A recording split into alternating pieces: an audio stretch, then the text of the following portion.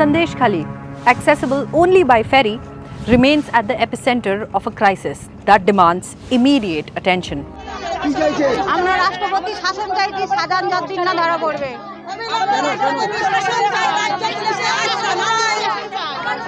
Haunting stories of oppression, silence, and the struggle for justice have shaken the nation.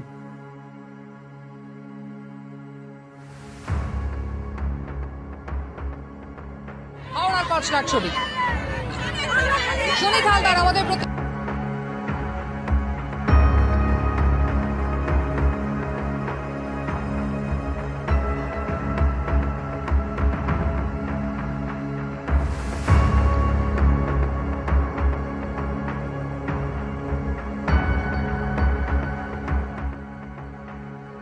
Sandeshkhali, where numerous women have been protesting for weeks.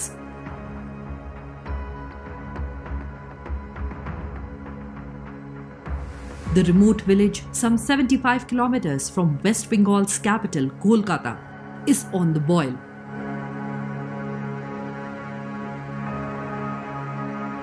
Our goal is to bring you stories of victims whose lives have been marred by the atrocities committed by TMC men Sheikh Shah Jahan and his associates Shibu Hazra and Uttam Sardar.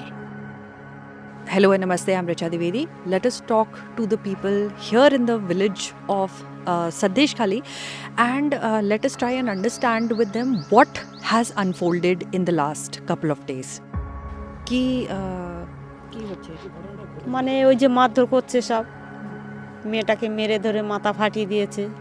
মাথা ফাটিয়ে দিলে এবারে এখানে তো ডাক্তারখানা দিচ্ছে না, বানকো দিয়ে সবকে এটাকে মানে কেস দিয়েছে।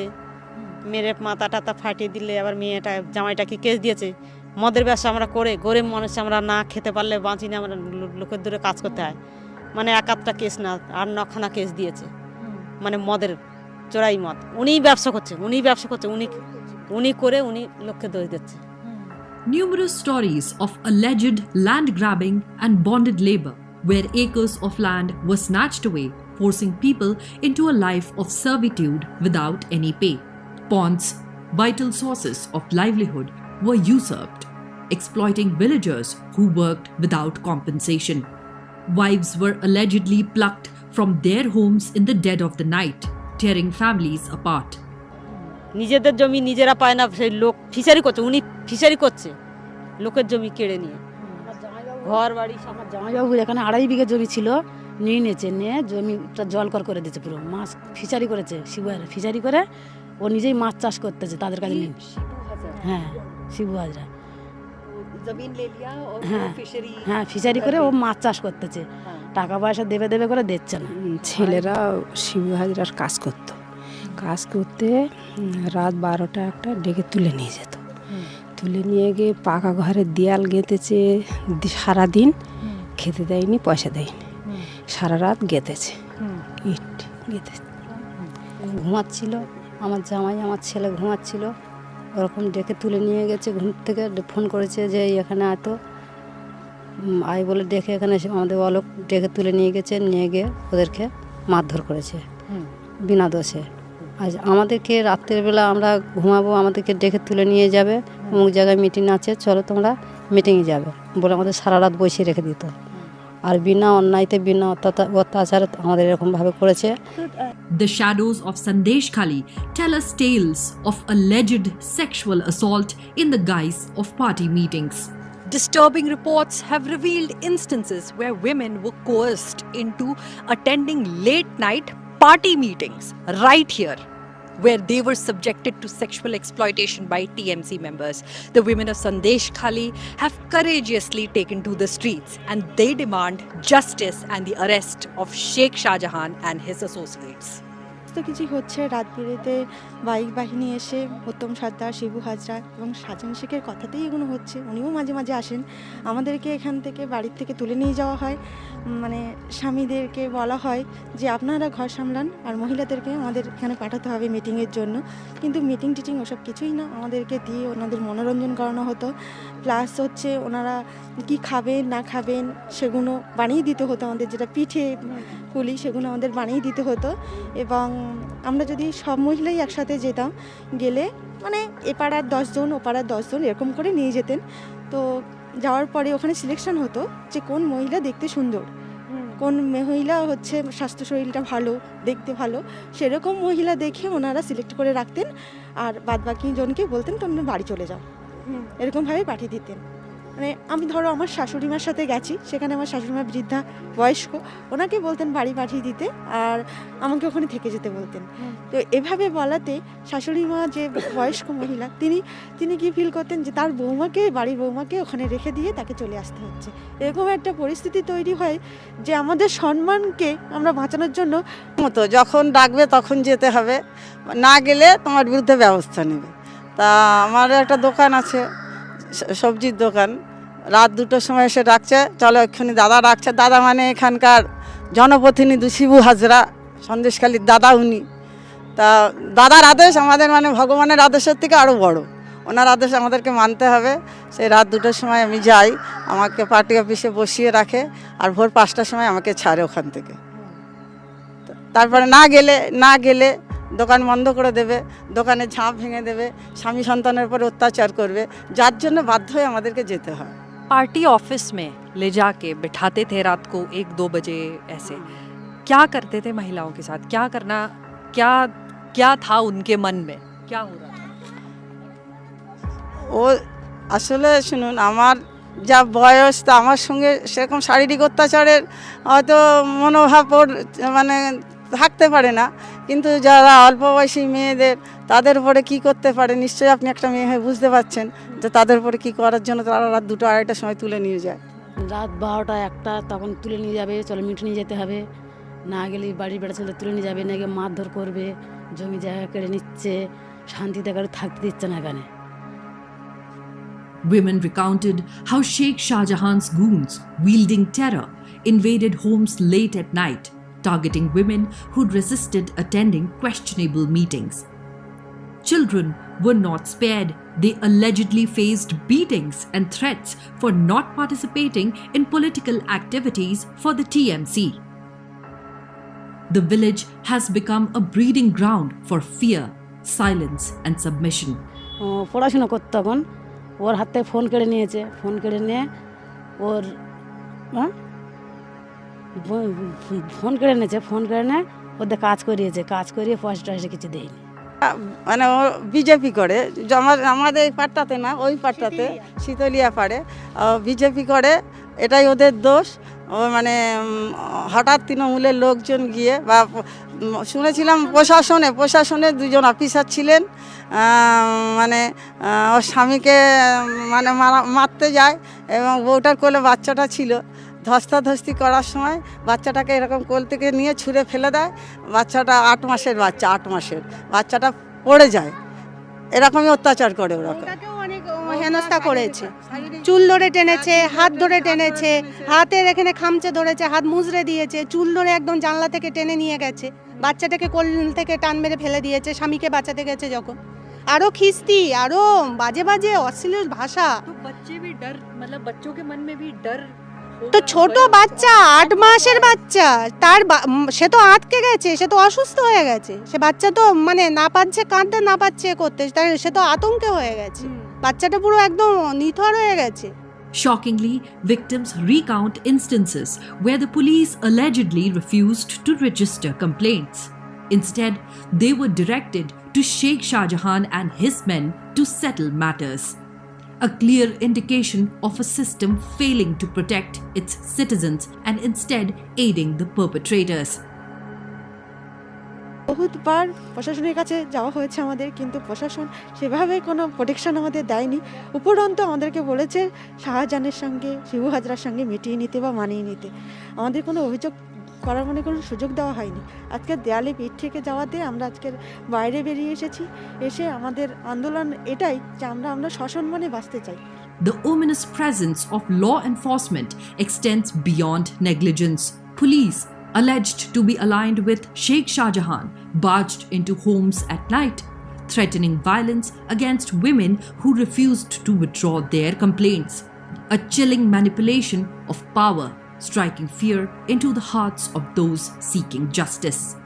দোষ নেই তো, যে আমার স্বামীদের দোষ নেই, ওদেরকে ধরে নিয়ে যাচ্ছেন কেন? তা 150-200 পুলিশ মাঝখানে গিয়ে আমি ঢুকেছি, ঢুকে স্বামীকে টেনে নিয়ে আসছি। আর কাজে বাচ্চাগুলো হাউমাউ করছে, ছোট ছোট বাচ্চা। যে আমরা যে পুলিশের ভরসা করব, যে পুলিশ আমাদের বাঁচাবে, পুলিশে করবে, আমরা পুলিশেরই ভরসা করতে পারছি না, কারণ পুলিশ তো ওদের কথা শুনছে। ওরা যাকে যাকে ধরতে বলছে তাদের ধোতা দিদির লোক তো এত কিছু আমাদের নির্যাতন দিচ্ছে। আমার ঘরের ভিতরে অন্তত 4টা পুলিশ ঢুকিয়েছে যেদিন এই গণ্ডগোলটা হয়। আমার স্বামীর একটু বয়স হয়ে গেছে, ওনার ডেকে তুলেছে, তুলে ঘরের দরজা নিজেরা ধাক্কা মেরে খুলে দিয়েছে, ঘরের ভিতরে দেখছে এখানে এই বিছানায় কে শুয়েছিল। পুলিশরা বলে উঠেছে, উঠে দেখো না এই বিছানায়। তা আমার নাতি মাধ্যমিক পরীক্ষা দিয়েছে, সে ভয় করেছে, বাচ্চা মানুষ, সে ওখানে শুয়েছিল, সেটা আমার কাছে শুয়েছে, দাদুর কাছে শুয়েছে। পুলিশরা বলে এটা কে?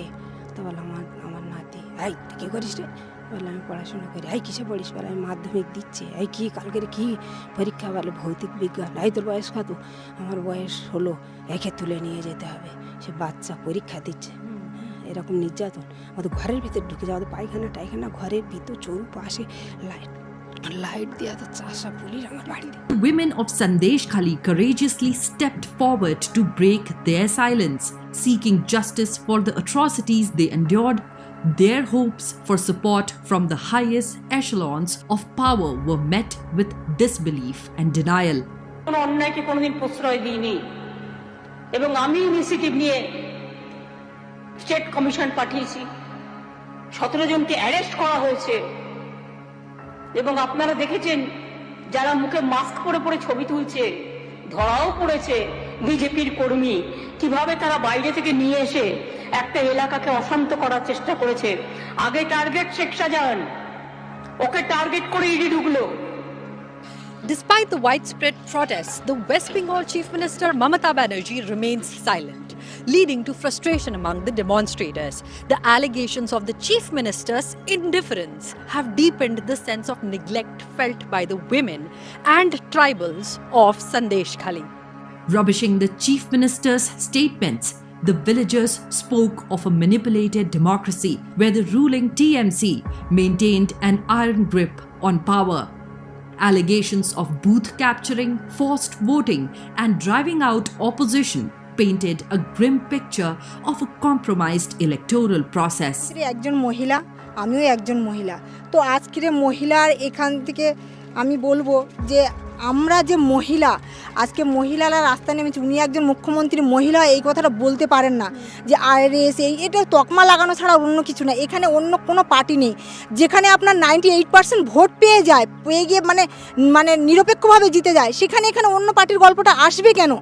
এখানে আপনারা জানেন না যে ভোটের এখানে অন্য কোনো পার্টি নেই কেন? আজকে যারা উনি বলছেন আরএসএস বামপন্থী, ওই একটা মেম্বারকে উনি দেখান যে এখানে আছে ওনার তরফ থেকে কেউ নেই এখানে। তো এই ফলস তকমা লাগিয়ে দেওয়াটা উনি বন্ধ করলে খুব ভালো লাগে। আর মহিলাদের বহিরাগত বলা, হ্যান ত্যান বলা, তো বহিরাগত সবই যখন, তাহলে উনি ভোট ব্যাংকে জিতবেন কি করে?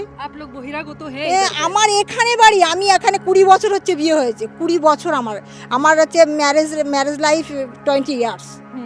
তো আমি এইখানে আমি এখানকারই বাসিন্দা। তো উনি এইখানে দাঁড়িয়ে উনি বারবার এই যে মহিলাদের বলছেন, মহিলাদের মুখ ঢাকার কথা বলছেন। কি করবে? তাদের জীবনে বাঁচার তাগিদা তারা মুখ ঢেকে কথা বলছে। যে মুখের ওই যে মুখের ফেসটা দেখছে না, ওই ফেসটা দেখার পরে ওই ফেসটা দেখে বলছে এটা কার বউ বলতো, এটা কার বউ বলে তাকে আগে থ্রেট কর, তারপরে বউটার ব্যবস্থা করছি। এটাই আমাদের এখানে যে শব্দটা এই ফার্স্ট টাইমে এখানে শুনলাম। এই ধরনের যে কোনো পার্টি আছে আমাদের জানা নেই। আমরা টিএমসি করি, পুরো আমাদের এই সন্দেশখালী এরিয়া আমরা টিএমসি করি, এখানে আর কোনো পার্টি নেই। আমরা সবাই একটাই পার্টি, টিএমসি পার্টি। এখানে আদার্স কোনো পার্টি নেই। আমরা কোনো বহিরাগত না, আমরা এখানকারই স্থানীয়। আমরা এখানেই জন্ম, এখানেই আমাদের বিয়ে হয়েছে, আমরা এইখানে গ্রামবাসী, আমরা বাইরের থেকে কেউ আসিনি। আমাদের অন্য কোনো পার্টিও আমাদেরকে এখানে বলার জন্য কিংবা বিরোধ করার জন্য কেউ বলেনি। আমরা গ্রামবাসীরাই লড়ছি, আমরা গ্রামবাসীর মান সম্মানের জন্য। This is because workers of other political parties have been forced out of Sandeshkhali. For instance, BJP workers and their families have endured atrocities at the hands of Sheikh Shahjahan and his goons, and they've been threatened with dire consequences if they attempt to return. This is one such party worker's wife who had an 8-day-old baby clutched in her arms back then. She recounts her tale of horror. হওয়ার পরে ওখানে প্রচুর মানসিক শারীরিক অত্যাচারিত হওয়ার পরে ওখান থেকে আমাদেরকে বেরিয়ে আসতে বাধ্য করে। তারপর লকডাউনে আমরা ওখানে চলে যাই। বেবি হওয়ার পরে বাড়িতে কেউ নেই, তখন আমার সদ্যজাত বাচ্চা 8 দিন বয়স, তাকে আমার চোখের সামনে আছাড় মারতে যায়, ড্রিঙ্ক অবস্থায় এসে আমার উপরে শারীরিক অত্যাচার করতে যায়, এমনকি বলে যে তুই তোকারিও করে কথা বলে, তোকে শাহজাহানের কাছে যেতে হবে, তোর হাজব্যান্ডকে তুলে নিয়ে গিয়ে মার্ডার করে দেব বলে অনেক খারাপ বিহেভ করে। তারপরে মারতে মারতে আমার হাজব্যান্ডকে বাড়ি থেকে তুলে নিয়ে যায় অনেক লোক এসে, শাহজাহান, শিবু হাজার সব পোশাক গুন্ডা তুলে নিয়ে গিয়ে আমার স্বামীকে অসম্ভব মারধর করে। সে আমাকে তুলে নিয়ে যায়, বাচ্চাকে নিপীড়িত করে, তুলে আছাড় মারার চেষ্টা করে, আমার স্ত্রীকে ওইভাবে অত্যাচারিত করার চেষ্টা করে, তাকে মানে বিভিন্নভাবে অত্যাচার করে এবং তাকে বলে যে শাহজাহানের কাছে যেতে হবে, তুমি শাহজাহানের কাছে যাও। আমাকে ওখান থেকে বলে তোকে টিএমসির পতাকা ধরতে হবে, না হলে তোকে বাঁচতে দেবো না, তোকে মার্ডার করে দেবো। আজকে যেন জেলেখালি সন্দেশখালির যে হিন্দু মহিলারা আজকের এদের অত্যাচারে মনে হচ্ছে যেন দেশ ছাড়বে।